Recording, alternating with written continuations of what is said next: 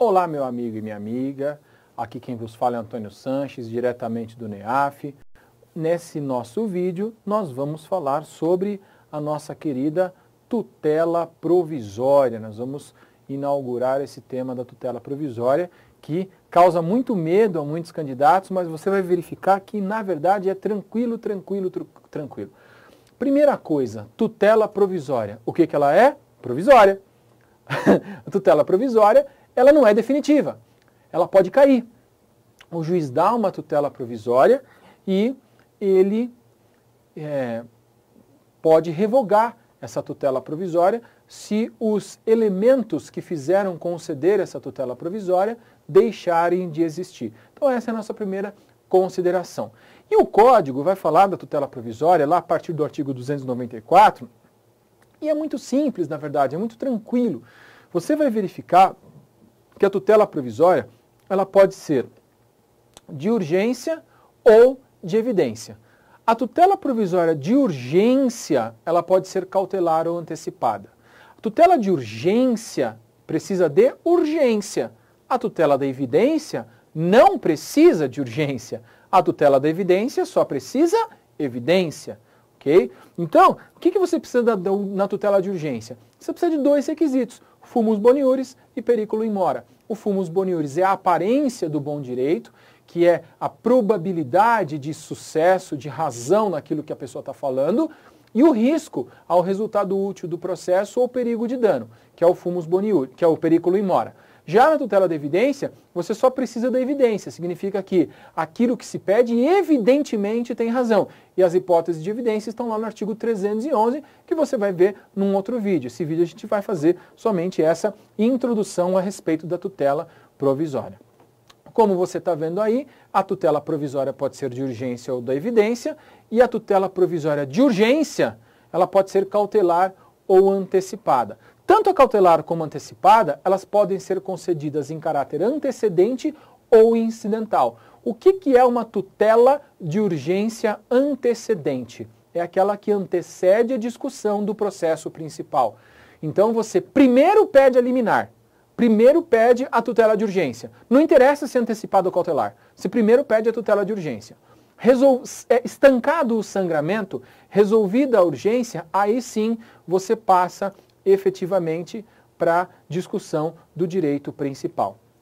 Isso é antecedente. Agora, às vezes, você entra com o processo, está tudo bem, está tudo tranquilo, não tem urgência nenhuma, e durante o processo em que você discute o direito material, surge a necessidade de uma providência liminar do juiz, de uma providência urgente do juiz. Só que o processo principal já está andando. Aí você não terá uma tutela de urgência antecedente. O processo já está andando, você vai pedir uma tutela incidental. É aquela que incide, é aquela que cai de paraquedas num processo que já está tramitando.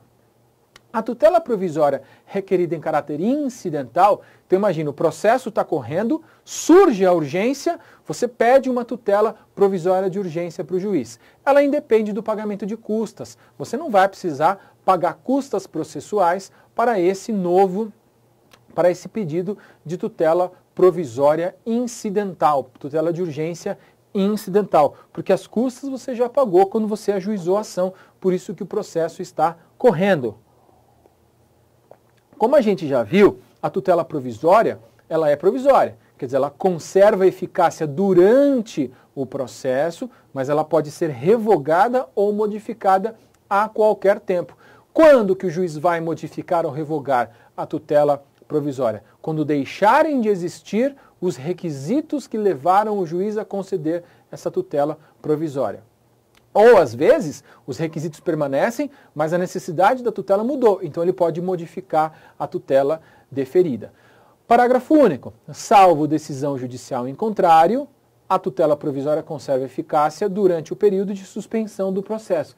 Essa é uma coisa um tanto quanto óbvia, porque se ela conserva eficácia na pendência do processo, não faria o menor sentido a suspensão do processo levar à suspensão da tutela provisória que já foi deferida, porque senão a pessoa gozaria do exercício do direito durante o processo, aí suspendeu o processo, para de gozar o direito, né? Imagina uma entrega de uma criança para o pai ou para a mãe a título de tutela provisória, e o processo foi suspenso, devolve a criança para aquela pessoa que colocaria a criança em risco. Não faria o menor sentido essa possibilidade.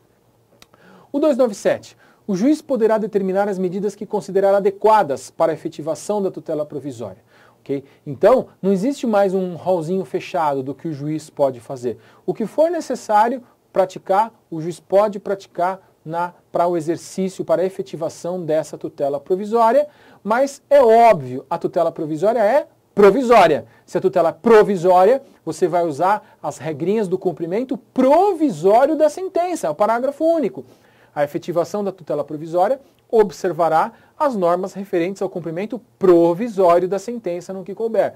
Por que cumprimento provisório? Se dá uma olhada nos artigos 520 e 521, precisa de caução, precisa de garantias quando vai efetivar a tutela provisória. Justamente para, se a parte contrária sofrer danos, essa caução, essa garantia visa a suprir esses danos que foram causados.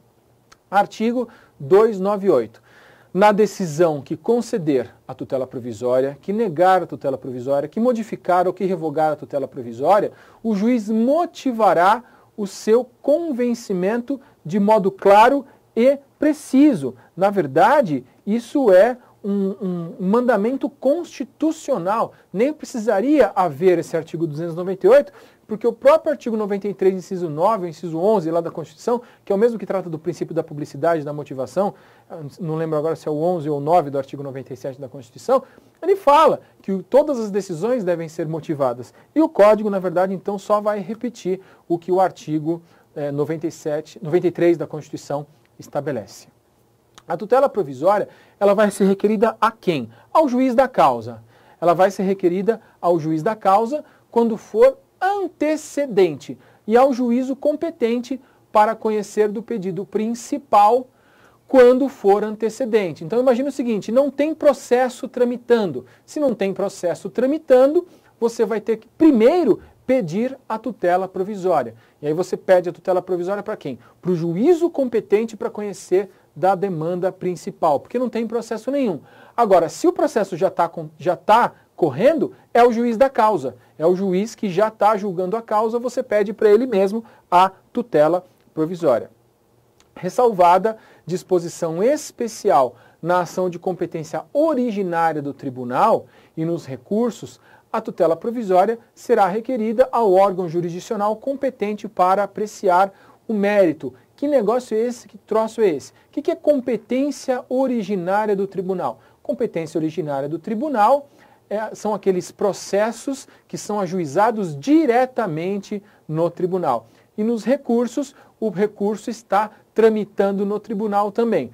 Nesses casos, se você já tiver um processo no tribunal, para quem você pede a tutela provisória? Ao órgão jurisdicional competente para apreciar o mérito. O mérito do quê? O mérito da ação de competência originária ou o mérito do recurso. Então, se você tem lá o recurso está numa Câmara, você vai ter o relator, para ele você pode pedir efetivamente o deferimento de uma tutela provisória. Na verdade, a ideia da tutela provisória é pedir ao juiz da causa, é pedir para aquele juiz que está apreciando aquele processo naquele momento. Essa é uma introdução a respeito da tutela provisória e nos próximos vídeos você vai ver efetivamente cada uma das modalidades de tutela provisória. É isso aí. Muito obrigado, bons estudos e até a próxima.